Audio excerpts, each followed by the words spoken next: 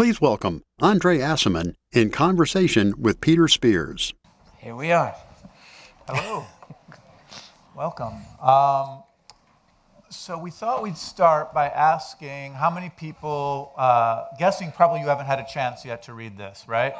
Right, okay. So we'll talk a little bit about this and give you like a little primer so that you know what you're going to experience. But a lot of this was born of the book prior to this, Call Me By Your Name. So how many of you have read Call Me By Your Name? Actually read the book, saw it also, and then saw the movie too. Great. So we can do sort of a combo platter where we can talk about both. And I thought what we might start with, since history is prologue, we can thought it might be interesting to talk a bit about how. Well, maybe first I should introduce myself to just say, because I know you all know who Andre is, but I was the producer of the movie Call Me By Your Name. And, fair. And we were also partners in the film, remember? We were indeed, yes. Yeah. We also cameos. If you saw the movie, we play the older gay couple who come to visit, Sonny and Cher, referred to as. I became aware of the book in an early galley form, was sent to me, and read it and immediately thought this would make an incredibly beautiful and moving film. The experience of reading the book was so overwhelming and so, in so many ways, so personal, but also felt so universal, and had talked to other people who had a similar experience. And we can talk a little bit about how that all came to pass. But I guess I'd love to just begin with how did the book go from your mind onto the paper? Where did that all begin? And where did Elio and Oliver, where were they born from? Oh, okay. It's not a long story, but initially we were going to go to Italy. We tended to rent a house every year somewhere in Tuscany, which I've gotten to hate, by the way. But we would go, and that year we didn't go. And I was sorry we didn't go, because still it's nice to go and rent a house in Tuscany. And so I was very frustrated, and one morning I woke up and started writing about a house in Italy. That's really the beginning. And I got my inspiration from a painting by Monet of a house in Italy. There it is. And I began to write about the house in Italy, and then I said, okay, there's a house in Italy, fine. Then what? Okay, there's a pine alley. Okay, that's good. There's a car coming on the pine alley.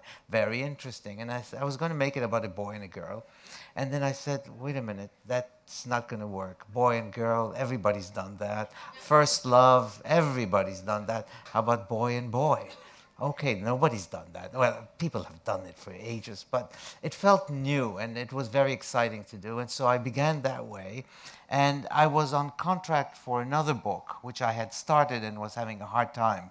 So this was a wonderful escape. So for a whole summer, the book was written in 3.5, 4 months. And I was just in Italy, a better Italy than I've ever known in my life, because it was mine. I was inventing it. And that was it. And eventually, the story became longer and longer. And I said, I've got to go back to the other book. I can't do this. But I couldn't let it go. So after 4 months, I said, it's got to stop. Because September was there, I was going to start teaching. I had my schedule already set, so I had to finish it. And I did finish it. It was hastily done, and we can come back to that.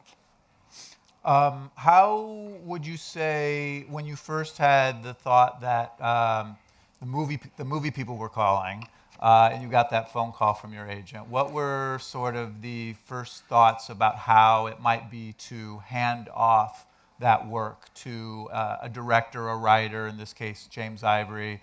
Well, in the early days, actually a different writer. Right. And then James Ivory. But what was that process of deciding how you would let go of your child in that regard?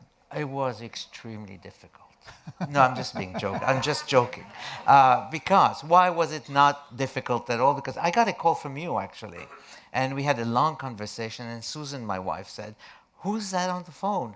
I said, yeah, somebody wants to make a movie out of it. And that was my attitude toward the whole thing for quite a few years. Yeah, sure. I didn't believe it, and I think you believed more than I did. I did. Yeah. I did believe, but no one else believed for about 10 years. Yeah, exactly. We worked on trying to put this together. I know the funny thing was it seemed as for those of us who could see it so clearly, we just could not get people to understand that the movie was just not about anything more than the trials and tribulations of the human heart. You know, people would say to us, well, could something more happen? Could the mother be more evil? Could the kids get sick? Could someone get beaten up? Could the stakes, quote unquote, kind of Hollywood speak, could the stakes be higher? And we just would constantly make the comment that the stakes are as high as stakes can be as far as we're concerned. Because it was about all that wonderfulness of falling in love and the universality of it, that it wasn't specifically a queer story, but that it was just a story that was sort of generally about first love and that. I wanted to also ask you, and then we can we'll move closer to about this idea of this book.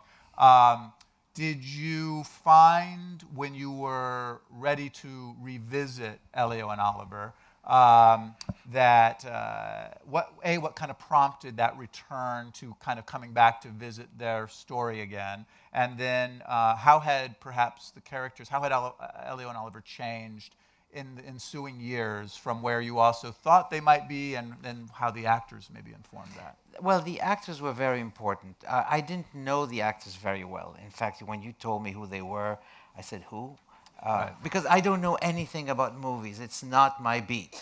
And so, first of all, Chalamet, I had seen him on Homeland. That's the only thing I had seen him in. And I was very glad that he got killed because he was such an awful kid, but very well played. But that's all I knew. And Armie Hammer I had seen in passing in I don't know in what, but I knew him. But that was it. So, but after the film was made, every time I think back to Call Me By Your Name, I no longer see who the characters I had in mind were. They have become sort of overwritten by the actors. So when I think of Elio, I think of Timmy. And when I think of Oliver, I think of Armie Hammer. However, when I started writing the book again, and they're much older, they are back to being the comfortable blur that I have because I don't see things very clearly. And so they're not associated with the characters in the film. The only thing I took from the film was the father's name, because he doesn't have a name in Call Me By Your Name. He's called Professor P. You don't even know. The name Perlman was invented by, I think, James Ivory. Yeah. In fact, I remember calling you from the set one day, actually, because it was clear that we had to have a name for him. Right. And then we were going through names. I was like, what sounds like the right name? And Perlman sounded Jewish enough. You yeah, know? Samuel Perlman. Samuel Perlman. I mean, pretty Jewish. Yes. So I stole the name Sammy. So that was the only thing I concession. But otherwise, the character, and it was wonderful because I think Luca Guadagnino, the director, I think he got the book, he got the images he needed, everything was perfect. I think I'm the only writer that I know who never once complained about the making of his film. They all argue, and I'm going to give you an example later on if we have time, of Luca, Giorgio Bassani, and De Sica in the movie Garden of the Finzi Continis. I don't know how many of you have seen that. Yeah. And anyway, they hated each other as a result. No, I love Luca. I think he really captured and gave it a sort of supplementary beauty that I think... Well, he's a real sensualist, yes. Luca. And so are you, actually, in the way you write. It's really remarkable how you're able to capture the idea of senses, and especially music, and classical music in particular, that informs all of your writing. You and I have shared so many conversations about scent and how powerful and transformative scent can be, and your ability to find ways to talk about this and transport all of us in the reading of that. Is this sort of I know when people write about you and stuff, they'll say, he's a teacher and a scholar himself and a scholar of Proust, and a lot of Proustian writing is about memory and nostalgia and the sort of murkiness of how would you say that study of Proust and some of the sort of writing has created you as sort of a sensualist writer? I was always a sensualist in that sense. I mean, it's all very sensuous. The one thing I don't do is I don't see very well when I'm imagining something. I really don't see. So I see the house because thank you, Monet. I see the car, the thing because of the postcards I've seen of places in Italy that always have a driveway, but I don't see much else. And to be honest with you, if you read my books, you will see that everybody says, God, you have a feeling for Italy and so, da, da, da, da. And no, I don't. I don't see anything. I just imagine things, and they go from my imagination, which is non-visual, directly to the words. But when it comes to scent, it's something else. I mean, I think it's very, for me, it's a beautiful scene where they're both not Armie Hammer, not Timmy either, Elio and Oliver, sorry, okay? They're upstairs, they've just had sex, and there's this, and then suddenly there's a scent of coffee rising in the house because the servants are finally having lunch and they're making their coffee after lunch, and you can smell it coming all the way up in the house. For me, that is the most significant thing in that particular moment. Everything is located in the senses, actually. Not visual, but acoustic as well. I mean, Elio is not by accident a person very interested in classical music. And so music is very important. The smell is very important. And smell can also help you sort of segment moments of your life. You know that this particular scent takes you to that particular place, whereas visually, I'm defunctive. You know, I have absolutely, no, sure. So much of your work is clearly about parental relationships, and especially fathers and sons. And I know from now becoming your friend and time shared together, and from all of your reading that I know of, you know how large your father looms in your life.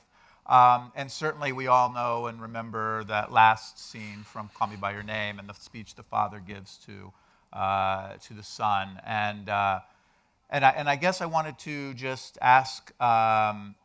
Is there a bit of, in your writing, when you write about your father, is it a kind of alchemy, a kind of like conjuring? Is your father sort of with you, who's not with us anymore? And also, how much of this is, how much of the fathers and these things are your father? How much are you as a father, shown in the books? And how do you feel ultimately when you see someone else like Michael then play the role of the father, and he brings what he brings as a father to that? Okay, we can discuss that part of the father. I mean, Michael's role in the father is amazing. I think, to be honest, I think he deserved an Oscar for just those 5 minutes. It is one of the most beautiful scenes I've ever seen on cinema. There's a moment, and I think that sort of takes us to where I was going to go. There's a moment in which the father gives a speech, is interrupted by the son, and the son says, and then he says something, and then the father says, you know what, I could have had what you've had, but I never did. And at the very end of that speech, the son says, does mom know? Now, when I wrote the scene, does mom know that, Oliver and I were having an affair?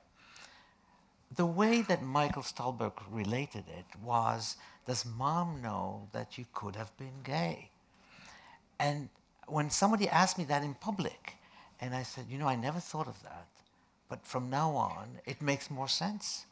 In other words, I got information from the audience that I never had put in the book. And that is wonderful because so many things happen this way, where you find out things about your books that are sometimes, like for example, in Find Me, there's a discrepancy in the dates. The father is supposed to be dead. How could he be having an affair? I didn't know this until somebody raised it in the public. And I said, fine, okay, so I made a mistake. But it is wonderful. My father was very much like the father. So he was an extremely tolerant person. Anything you did, his famous saying to me now, and I've been quoting it also, he says, anything you do with someone, provided you don't hurt them, is okay. Once you take your clothes off in bed, everything is okay. In other words, you can't do anything wrong once there's consensual sex going on, and with no animals, please. But he was a very tolerant person, and it was wonderful growing up. I mean, he was so tolerant that he cheated on my mother all his life, and. Well, this is a slightly different cultural. Yes, it's a different culture, of course. It was Alexandria in Egypt at a time where, there was absolutely no holds barred on anyone. You could do whatever you wanted. And my mother didn't think so, but that doesn't matter. But my father certainly believed it, but he imparted it to my brother and me, and basically it freed us from. We didn't believe in God. He asked me if I wanted to be bar mitzvahed. I said no. I said fine. That was the end of that. So there was no God. There were no taboos that you had to sort of fight to obtain. Everything was fine. So, and it made life quite easy, and I loved that. So when I wrote the father's speech, it felt like, oh, that's Dad talking. Yeah. Dad would talk this way. However, let me point this out. Last year, I was asked to do the preface to the Garden of the Finzi Continis. And there's a scene in which the father has a conversation with his son and tells him, you'll get over it. Don't worry. She's not for you. She's not really a great girl. Blah, blah, blah. And it's a very intimate moment. And as I was rereading this, after not having read it for 30 years, I said, oh my God, I copied this scene. But I didn't, because it was all subconscious. So, but it felt, it's wonderful to see those very, very powerful moments between fathers and sons that most people in their whole lives never have. If you want to learn more about Andre and his father, I don't know how many of you are familiar with before he became a novelist, he wrote a memoir called Out of Egypt about being, an amazing, amazing book about living in exile and being forced from Alexandria to Italy to, where did you guys land? Somewhere before in New Rome. York? No, Rome, Paris, and New York. That was right, yeah. I also just wanted, as like a little coda, to just mention how your father still, from even like posthumously now, seems to be teaching people in a sort of way. I think we both have had this experience of people coming up to us and saying, the father in that movie, many gay men and women saying, I wish I'd had a father like that who could have spoken that way. But I think even more movingly to me were actually straight friends and family members and others who said, I want to be that kind of father with my children. So I think it's a pretty remarkable gift that he continues to. Well, and I think I am that kind of a father too, except that my son says, okay, Dad, we get it, we get it, okay, enough. So I also wanted to ask you too, there is, obviously, you write a fair amount about, Jewishness sort of informs your writing, and certainly it's very clear it's very present in Call Me By Your Name. It's present here as well. There's a very interesting subplot in the middle of this book about a lost music manuscript that is found and delivered from the German occupation of France into the hands of Elio, and Elio then, by playing it, is able to decipher a message from the person who wrote that in the camps to perhaps a lover he had, and it was the only way to get that message across. And only by playing it is he able to hear this person speak across time. It's an incredibly moving part of the book, but I guess I just was interested too of if you could speak a bit to writing about the Jewish experience, and specifically whenever the Jewish experience I find is in your two books, it's also sometimes intertwined with sensual sexuality as well. It's certainly intertwined with sexuality in Proust, which is where I've learned that, basically because Proust felt that in his own life, he was gay, but I think mostly closeted, not really out. He was gay, and at the same time, he was also partly Jewish. And he basically has this wonderful, about 8 pages, one paragraph. In 8 pages. Clearly he worked on it, okay? But what he wanted to do was to show how both are in ghettos, and they have special codes, and they have special ways of looking out for each other and recognizing each other with a particular sort of signals that they made. And he was always very interested in signals. But I was interested in the Jewish thing because it made sense to me that if Elio and Oliver were ever going to share something before they even spoke to each other about their desire for each other. There had to be something foundational about them. And for me, it was so easy to have them be Jewish. The fact that they were both Jewish meant that they already had something in common. And if you sort of keep in mind the Proustian analogy, they not only had something in common, they were attracted to each other. Partly because they had this thing in common in a universe where there are no other Jews in that little town except for Elio's father and mother. So there was something that was binding them already. And I think that was very important. And the Jewish thing is for me, is always it's a subtext that exists in everything because Jews have a particular experience of loss. And the whole books that I write, every book that I've written, every essay I've written, is really written in the key of loss. You lose something that you cannot recover from, and at the same time you spend the rest of your life trying to either overcome that loss or memorialize that loss. In other words, to revisit it, if only as a thing that is lost. Except there are some exceptions, and I don't want to give away the plot. Well, actually, can I have you read a little something from the book? Sure. Because we were speaking a bit about that final speech in Call Me By Your Name. And there's a speech, it seems like Elio's at long last response to his father. In the first part of this book, this is broken into many groups. We can talk. Let's talk a bit about what this book is about.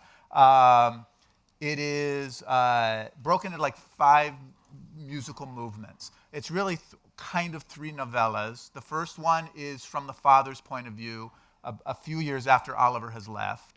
And we meet him now, and he's divorced from his wife, and he meets a woman on the train. And in that meeting, it changes the course of their lives. He's on his way to Rome to meet Elio, who is there working as a pianist. And then the second movement the second piece is from Elio's point of view many years later yet, about 5 more years or 10 more years? 5 more years, yeah. Yes, and he's now living in Paris and living or dating an older man, Michel, who is the one who has this manuscript, and he gives that manuscript to Elio as part of their courtship.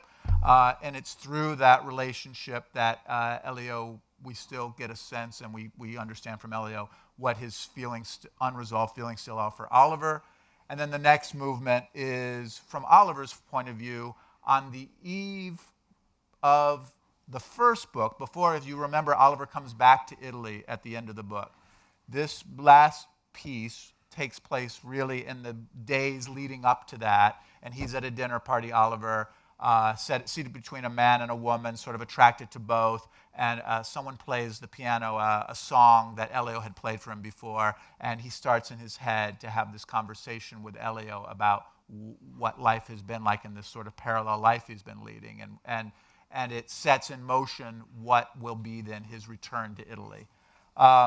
So going back to the first part with the father on the train, there's this idea of vigils where they go back to Rome. Can you speak a little about the vigils, and then we'll set up the reading? No, I've sort of made up this thing of vigils.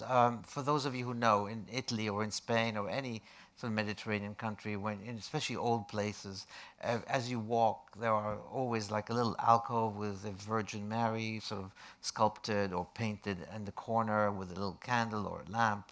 And people pass by, they stop for a moment, they do this, make the sign of the cross or whatever they want to do, and then they go. And that was for me the idea of a vigil. A vigil is really something that I consider prototypically Jewish. I do it all the time. And I'm a bad Jew, but nevertheless I do that. But the idea is that you go back to places in order to reconnect with the person that you once were.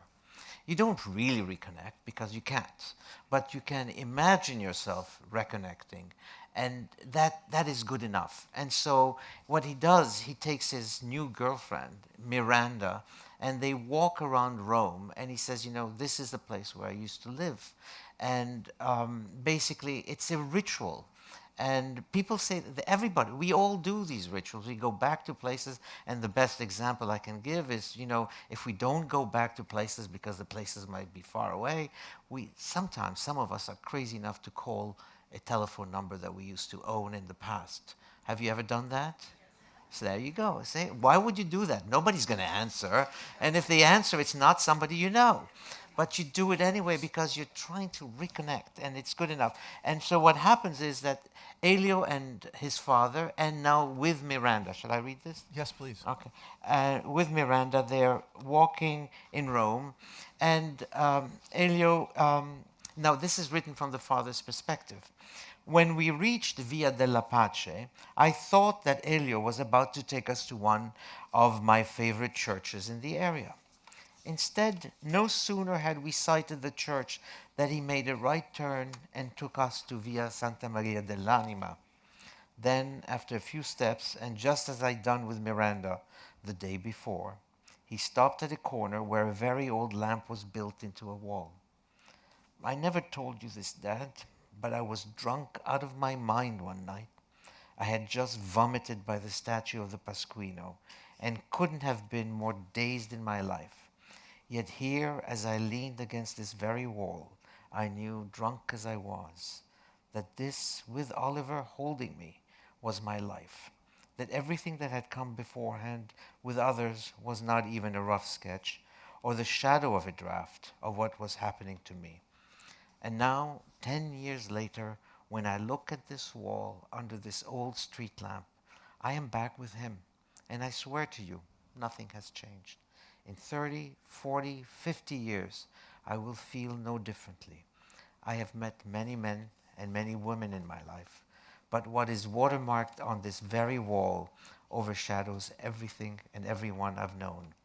When I come to be here, I can be alone or with people, with you, for instance, but I'm always with him. If I stood for an hour staring at this wall, I'd be with him for an hour. If I spoke to this wall, it would speak back. That's a vigil, okay? Thank you, thank you. And speaking of location, we're there on the street again. In the movie, this was Bergamo. You remember the scene where they kissed finally under the sort of the last kiss before the train. In the book, it's Rome. I know that location really informs also so much of your writing and where it all began in the Italian countryside to a street corner, obviously in Rome. Location is almost like a character itself in your books. Specifically, in the last movement of this, the characters are in Alexandria. They find themselves in Alexandria. So I'm curious, was this like, I don't think have you been to Alexandria? I've been back to Alexandria. Alexandria, You have been. yeah. But I was is it born. a sort of homecoming for you to have their characters sort of at the end of this odyssey be back in Alexandria, Egypt? Well, the idea came to me sort of late because I had started with Rome, which is a city I've lived in, and I love Rome. Then the second part is in Paris, and I love Paris, and I know because I lived there too. And the third is in New York, where I live now. And I've lived for the rest of the majority of my life. So these are three cities that mean a lot to me because they've informed much of what I am. And then I said, but there's a fourth city that means something to me and that I've never gone back to except once in 1995. That's 30 years ago. And so I sort of wanted to do, but you use the word homecoming, and that makes a lot of sense to me because it is a homecoming for me as the writer to be writing about Alexandria, but at the same time, it is also a homecoming for my characters. They're basically coming home together. I also wanted to speak a moment about the presence of queerness in your stories. Kind of this fluidity of sexuality in all your books, a lot of your books. There's a lot of these characters that do this. I read a very interesting, I thought pretty interesting quote where somebody was talking about you and writing about this, and they said, something interesting has been happening in the past 2 decades. This is Shai Rudin, who teaches literature and gender at a university in Israel. Sexual fluidity has become a popular theme, and it follows from this that certain queer authors today and other authors present characters who do not identify with a specific community or category. It seems from a sense that it's no longer necessary to claim an identity because of the important battles of the LGBTQ community. That those important battles in Europe and in the United States are over for the most part. While in the 80s and the 90s, queer literature was engaged in the battle for LGBTQ recognition, today it's less involved in issues of inequality and ostracism. Aciman is part of this trend, which puts the idea of passion at the center rather than sexual orientation and gender-related issues per se. He was preceded here, of course, by Virginia Woolf, Alice Walker in The Color Purple, and Toni Morrison in Love. So I would be interested, like, how did you find yourself often writing about these themes in such really kind of a very modern way? Well, I've written 3 books in that key, and it made a lot of sense to me. I think the first time I've ever been attracted to somebody was to a man. I was 8 years old, however, which of course I knew nothing. And in fact, I did write a story about a 12-year-old boy who knows nothing about sex, but he is obsessed by someone. And I was obsessed by this guy who was probably 18, 19 years old and never knew who I was.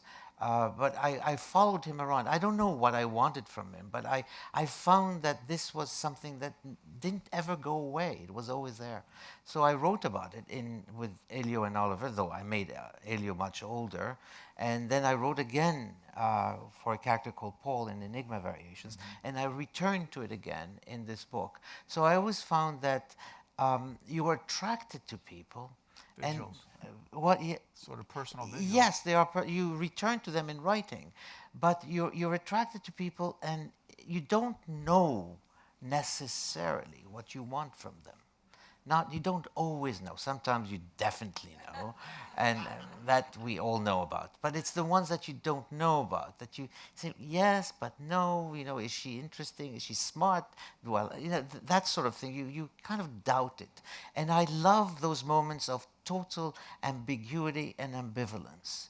I mean, they have marked my whole life. So I wanted that to be there. And I always have my characters who are attracted to both men and women. They're never single-mindedly one thing or the other, because this is something that I cannot understand. It's just my limitation. But I always explore it. And so I put them in situations where they'll be with a woman in the morning and with a man at night and then with a woman again. And they have absolutely no problem. And I love that. And so when I was writing about, you know, gay sex, there was a moment in which I said, okay, I have to do what everybody else does. He has to die. One of them has to die, okay? Because that's what happens in every gay romance you read. Either they get beaten up, or they get hurt, or they get reprimanded and bullied, and the parents are intolerant and all that. And I said, I really don't know any of this, and I hate this. So I just kept going, and I was going to kill Oliver. I've said this publicly so many times. No, you couldn't have done that. But I was going to get rid of him because I needed to end this book right away. And he was going to drown. He was going to go on a fishing expedition with Anchise, and they were both going to drown, and then that would have reminded us, of course, of Shelley. Well, the Shelley part got kept. Remember when he says, do you know everything? You know, this is where Shelley drowned, you know, that sort of thing. So the Shelley part was kept, but Oliver was kept alive. But in essence, I love the fact that it is, what really obsesses me is not just attraction, but it's the way in which we find that somebody's body from the beginning becomes actually their mind, their soul, their heart, their ancestry. You fall in love with everything about them. And which is why somebody asked me, you know, why do you always have people obsessing about one another? And I said, if you're not obsessed when you're in love, what are you? You know, what kind of love is that you're not obsessed by? So that's what I was interested in. And as a writer, it feeds me. I cannot write about somebody being sort of enamored platonically with somebody else. Just of no interest. But you could write about being enamored with a piece of fruit. We're not going to go there. The famous peach scene. The famous peach scene has become sort of talismanic. You know about the peaches, right? The people are sending them to you from all over the world? No, the people... It is happening. Yeah, they send me sort of foamy ones, you know. From Korea, Japan. Yeah, but the real ones, there's a group of people called the Peaches, and there's, I think, 25,000 by the last count.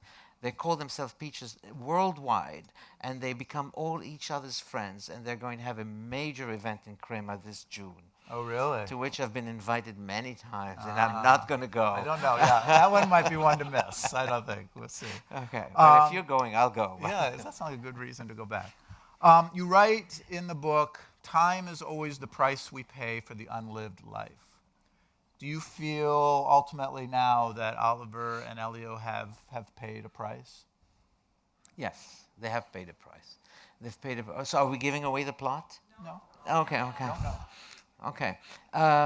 They've paid the price because they've been, in many ways, they found life very rewarding.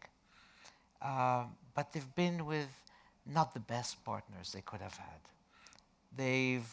Elio is, I think, truly in love with Michelle, who is twice his age, probably.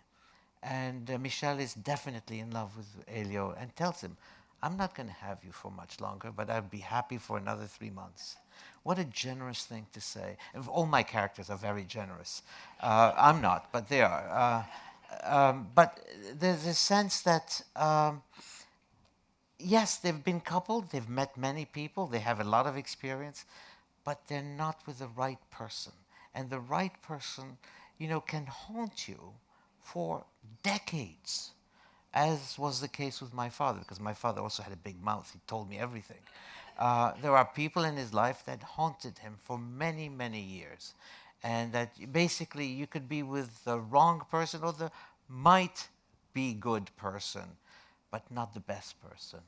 And know it. You'd always know it for many decades. And that was my father's life. And so I borrowed that from his life, which I do believe. But I do think that... So how do we get through our days then if we are, in your characters, how do we live with this regret of not being with the right person? I don't know. How do your characters do that? My characters...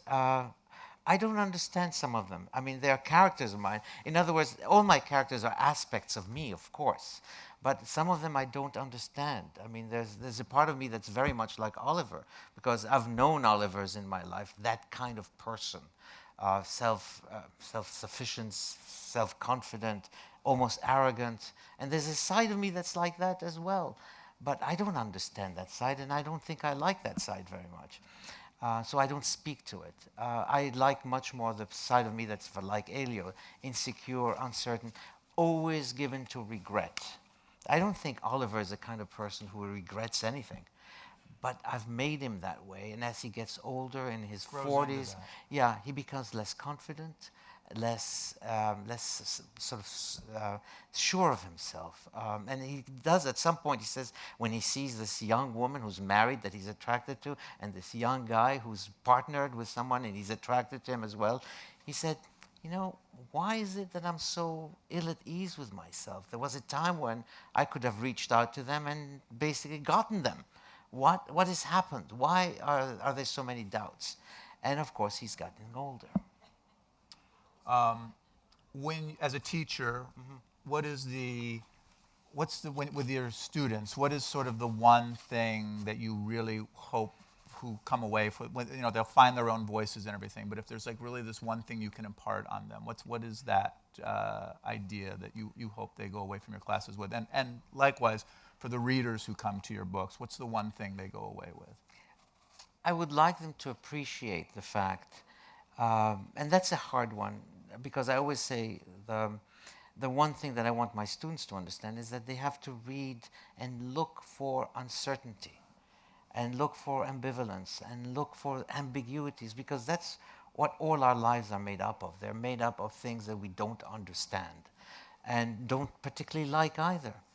And to have people who are sort of focused on themes, on definite things, definite answers. Why doesn't this character sleep with this woman right away? Why does he have to wait, as in one of my books, 8 long nights to finally make his move? You're laughing because basically it's something that we don't do any longer, okay? 8 weeks, 8 nights, it's way too long. But I want my students certainly understand that fundamentally everything about me is ironic. In other words, there's always another meaning that has just escaped you and that you have to go find. And if you're a writer, the way you find it, or you try looking for it, is by sort of amplifying the sentence to a point where it can house the fact that it's about to say the very opposite of what it's saying. And that I do like. And that's what I try to get my students to learn as sort of comparative literature students writing their dissertation, to look for ambiguity as opposed to resolve it. I want to just paint for you a little picture before we wrap up here that will always stay with me, which was sitting at the New York Film Festival when the movie premiered in New York, and you were sitting there with your family in the city that you raised them in, and the movie came on, and your boys, who had not read the book before because they had been too young to read it when it first came out, and you were there sort of gathered all together with your family to watch the movie, and the response from the crowd after the movie and the standing ovation for you was I mean, it still gives me chills to think about. So I guess I just wanted you to sort of let us know a little give insight into what was that like, that moment, to share with your family there then in your community, in your home, from the moment you began back in your room 10 years earlier to write this story to that moment then and to this moment now where people from all over this story is resonating with so many people. What has that been like? I mean, the obvious answer is it's been wonderful. It's been very gratifying. I mean, who doesn't like success? I mean, it's wonderful. And partly, I mean, a lot of it has to do with you, the film, Luca, and particularly Timmy. Okay, because Timmy's very cute and people love him. And they love me because of Timmy. Okay, let's face it. Okay, I'm under no illusions. But it's fantastic, and to have a moment of recognition, because when I see my name on screen, the first time I saw it, which was it was not in New York, it was in Berlin. Yeah, Berlin. I see my name is in big letters, and my name is in big letters. Okay, and my wife says, "It's your name." Oh yeah. Because that's me. Okay, I'm the most. I'm a killjoy. All right. I just don't know how to gloat in the moment, especially when it's a wonderful moment. It's the best that can happen, and then the next thing I tell myself is, and I whisper it in secret. I say, okay, this is fabulous, especially at the Oscars. This is wonderful. It's going to happen only once in your life, and it's happening now. Never happen again. Okay, so just enjoy it and then go home. And basically, yes, I do go home. So it's a wonderful. After the movie, we took a bus. Yeah. We didn't take a cab. Okay, we just got all on the bus the way we always do. You guys, anyone have any questions or anything for? Yeah.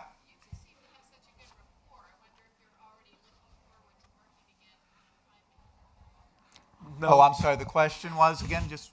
Well, you two have such a good rapport. Yeah. I wonder if you're already looking forward to working together again. Yeah. Well, she's asking about our rapport, that we seem to have a good rapport, and if we'll be working together on Find Me. And the answer is yes. If there was going to, there's been talk, obviously, I know you've probably heard about a possible sequel, and that Luca has recently, somewhat recently, he's been very busy, but talking about that. So, I mean, I think the brain trust of all of us together to think about, this isn't a sequel per se. This is a very this is an incredibly moving sort of, I don't know, what would you call it? It's not a sequel. It's inspired from. Right, and fills in, sort of an addendum to, fills in the missing years and that jumping, the place where it jumps. So I don't, in the same ways that Luca's version of the movie were different from, and it was its own thing that stood as its own sort of beautiful experience side by side with Andre's book, I think there will be that as well. But that happened in tandem with conversations with Andre and inspired by. So the answer, is yes. It will. I'm hopeful there will be some more exciting things down the path. I don't know quite yet what they'll be because there's still the missing component of the director here. So yeah. Andre, I'm sure that you've heard many stories, but quickly I'm going to share one. I took a friend who their son came out to them when he was in high school. We went to see the movie. The mom and the dad were struggling really big time. We went to see your movie. We spent 3 hours, just the mom, just her and I. She bought the book after the movie. She gave the book to her husband. You were the catalyst for that family coming together and accepting It's great. Yeah, thank Thank you. you. Thank you for that. Thank you. I read Out of Each a long time ago when it had first come out with a book reading group and we studied it. And then I didn't know any more about you for a long time until I saw the name when the movie came out. And it took me back then to all of your books that you've written since. But for anyone who hasn't read your memoir, I really suggest that everyone do so because it is so wonderful. And you've gone from this little boy in the memoir to all of a sudden the fellow we see today. But what I really want to know is, can you talk a little bit about Proust Project, and is that ongoing? The Proust Project is the title of a book where I asked 27 or 23 writers each to select a passage from Proust and to write their own short essay about it. And it was published, quite a few years ago. And it's not a book I'm very happy with because some of the pieces are not good. I'm saying it out loud, it's fine, they know. And some of them I rejected and made enemies out of people who thought they were going to be honored. But it's an interesting take. It's basically a summary of all of Proust, because in between the passages selected, I had one of my graduate students write the transition moments and explain to it. So you can read the whole book and get a sense of what Proust's fantastic epic is about. I think we're, well, one last question if you're going, but I know we're also done at the same time, but yeah. Yes. Would be happy to You'll sign be it at the for you. signing desk right outside, and thank you guys very Thank much. you. Thank you.